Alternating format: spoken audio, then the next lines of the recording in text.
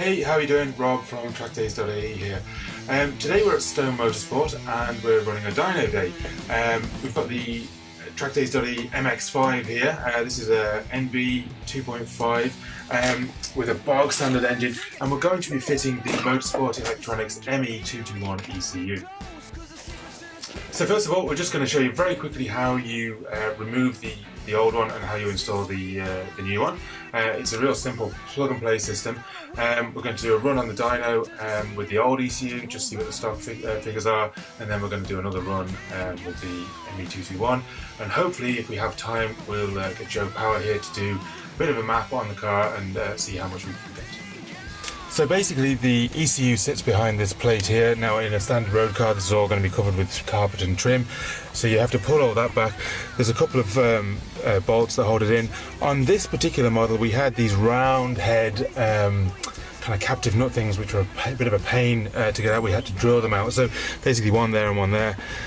But once you have all them out, this cover just pops out, and the bolts that hold in the cover also hold in the actual ECU frame as well. So before you disconnect the ECU, it's probably a good idea to remove the negative terminal of the battery as well, just so you don't get any power surges or anything. But then once you do that, it's just simply a case of unclipping the plugs here and pulling out the wiring harness.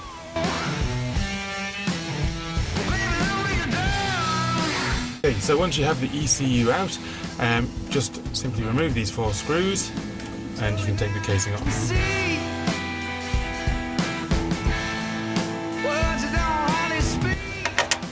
Okay, so that's the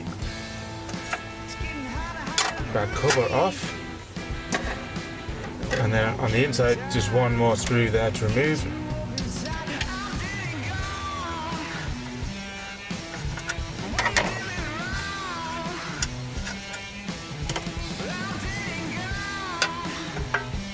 Now you can remove the ECU from the housing. So the one last thing you need to do is drill a 10mm hole here just for the vacuum line to go through.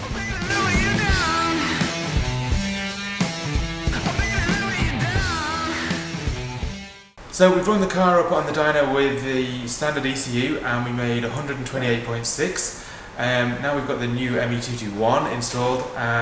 And we're going to run it up again a couple of times. Joe's going to do a bit of tweaking and see where we get to. It's probably going to be pretty much the same as standard, but what it does do is give us a base that we can map and adjust in future.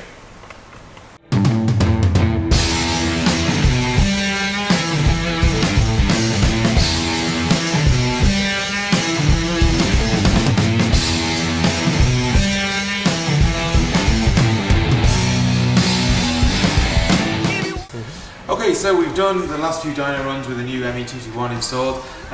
So this was the baseline figure that we got. As you can see, we gained 5-6 horsepower here, so not a huge amount at all, but that's kind of exactly what we're expecting. So all in all, a successful day. So now it's time to go and start making some modifications to the car and see can we improve that figure in future.